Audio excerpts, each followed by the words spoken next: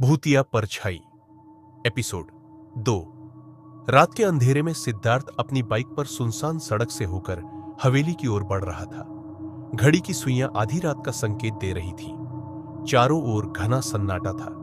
केवल उसकी बाइक की हेडलाइट्स रास्ते को रोशन कर रही थी। हवेली करीब आते ही माहौल और डरावना हो गया। पेड़ों की टहनियां हवा में अजीब तरह से हिल रही थी, जैसे कोई फुसफुसा रहा हो।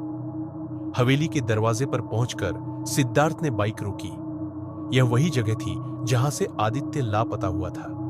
उसकी सांसें तेज हो गई, लेकिन उसने खुद को संभाला और अंदर जाने का फैसला किया। हवेली के भीतर घुसते ही धूल भरे फर्श पर उसके जूतों की आहट गूंज उठी। उसने अपनी टॉर्च जलाकर चारों ओर देखा। दीवारों पर पुरानी पेंटिंग्स लटकी थी, लेकिन समय के साथ वे डरावनी लगने लगी थी।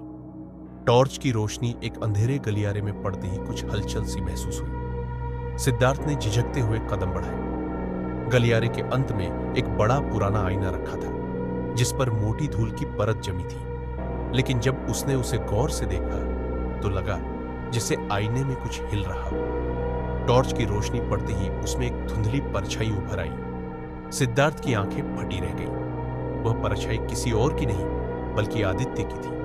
वह आईने के भीतर कैद था। उसकी आंखों में डर था। अचानक हवेली के अंदर से एक सर्द हवा चली और पीछे से किसी ने फुसफुसाकर कहा, अब तू भी यहीं रहेगा। सिद्धार्थ का दिल जोर जोर से धड़कने लगा। उसने तेजी से पीछे मुड़कर देखा, लेकिन वहां कोई नहीं था। अचानक आईने में आदित्य की परछाई कांपने लगी और उसके पीछे एक दूसरी आकृति उभरने लगी। लाल चमकती आंखों वाली एक डरावनी परछाई।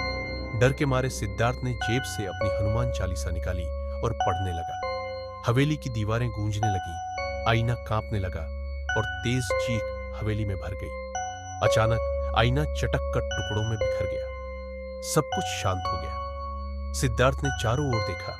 परछाई गायब हो चुकी थी, लेकिन आदित्य भी कहीं नहीं था। क्या वह बच गया, या फिर हमेशा के लिए हवेली का हिस्सा बन गया? सिद्धार्थ घबराते हुए हवेली से बाहर भागा। बाहर की ठंडी हवा उसे राहत दे रही थी, लेकिन जब उसने पीछे मुड़कर हवेली की ओर देखा तो उसकी रीढ़ में एक सिहरन दौड़ गई। खिड़की में वही डरावनी परछाई लाल चमकती आंखों के साथ उसे घूर रही थी। अगला भाग जल्द ही। अगर आपको यह कहानी पसंद आई और आप जानना चाहते हैं कि आगे क्या होगा, तो हमारे चैनल सुनील श्रीवास्तव डरावनी हिंदी स्टोरी को सब्सक्राइब करें और बेल आइकन दबाएं, ताकि कोई भी डरावनी कहानी मिस न हो। Bye bye, take care. Where is my